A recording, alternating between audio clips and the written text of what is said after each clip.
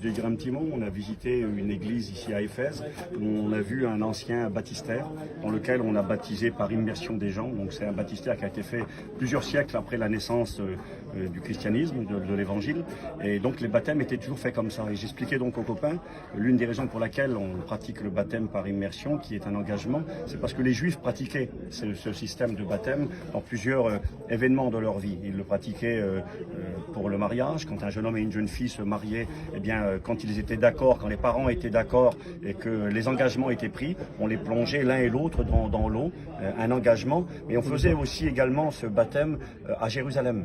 À Jérusalem, quand on voulait rentrer dans le temple pour aller dans la présence de Dieu, pour adorer l'Éternel, eh bien il fallait rentrer obligatoirement d'abord dans l'eau. Il fallait d'abord se plonger dans l'eau, les baptistères de l'époque, les mikvés. Et donc j'expliquais aux copains que les baptistères sont faits d'une certaine manière. Il y a des larges marches qui permettent de descendre. On descend dans un baptistère. On descend par les marches qui sont larges, on arrive dans l'eau et quand on arrive à l'intérieur, on doit se plonger 3 fois dans l'eau.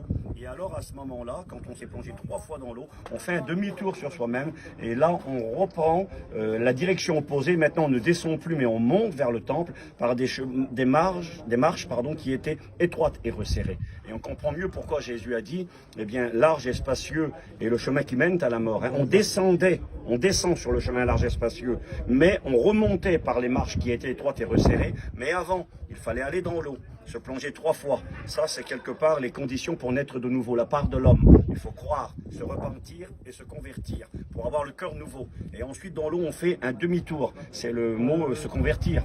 En grec, épistrophé, stréphos, ça veut dire changer de direction. On fait demi-tour. On allait vers le chemin de la perdition, vers l'enfer, mais maintenant on marche vers le ciel. On marchait comme bon nous semblait dans les marches qui étaient larges et spacieuses, mais là on va marcher dans un chemin étroit et resserré. Et quand on a fait demi-tour et qu'on emprunte les marches direction le temple, alors il y avait des soldats qui surveillaient pour voir si les gens s'étaient bien purifiés. Et après, on avait des marches qui nous donnaient accès au temple. Et je vous donne juste 2 petites pensées. Ces marches, pour monter au temple, elles étaient construites d'une manière irrégulière. Il y avait des grandes marches, des petites marches. Et les archéologues se sont posé la question, pourquoi est-ce qu'on a fait des marches comme ça? On peut tomber dans des marches comme ça. Et c'était fait exprès.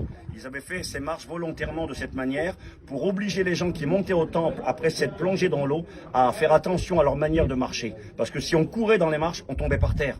Une manière de rappeler qu'on ne peut pas courir. On doit faire attention à comment on marche quand on s'est engagé avec Dieu pour ne pas tomber. Et ensuite, on est arrivé devant les portes qui donnaient accès au temple. Il y en avait 3 des portes. Et les 3 portes s'appelaient le chemin, la vérité et la vie. Et quand on empruntait ces 3 portes, on pouvait ensuite rentrer dans la maison de Dieu. Donc il fallait descendre dans l'eau, faire demi-tour, emprunter le chemin étroit et resserré, faire attention comment on marchait, et on passait par la porte du chemin de la vérité et la vie, tout ce qui nous enseignait ce que nous sommes en tant que chrétiens. Voilà, que Dieu vous bénisse. Amen.